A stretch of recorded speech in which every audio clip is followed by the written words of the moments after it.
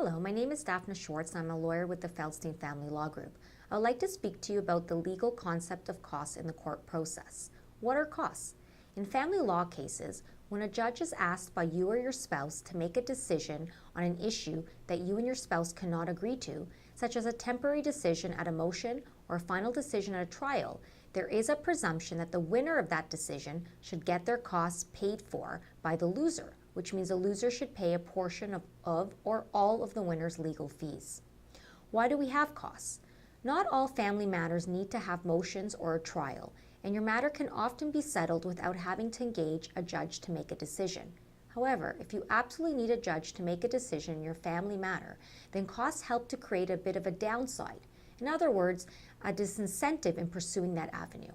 The goal, of course, is a settlement between the parties without the need of a judge. For instance, if you're going to take an unreasonable position, and that unreasonable position results in you losing a motion or a trial, then you should be prepared to pay for maintaining that unreasonable position.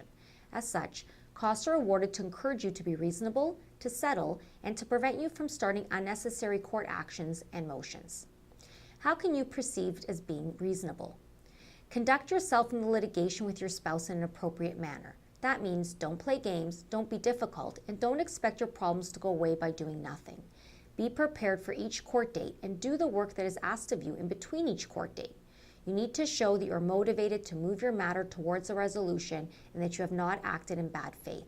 As well, you should listen to what the judge tells you and the advice you receive from your lawyer, as is meant to help you. It only takes one unreasonable person to drive up the legal bill, so don't be that person. What can you do to show you are trying to settle your matter?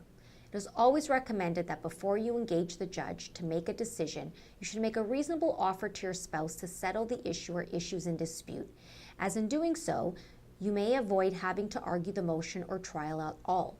As well, offers are good for helping to narrow the issues in dispute, which allows you and your lawyer to focus on the remaining issues.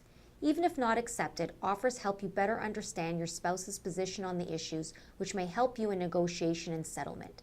If you do not make an offer, or if your offer is unreasonable, a significant cost awards could be made against you. Attending court is expensive, and having to pay a portion of your spouse's legal fees may double the cost. As such, if you do not act reasonably, do not make any efforts to settle, or you reject or ignore reasonable offers made by your spouse, you may end up paying costs.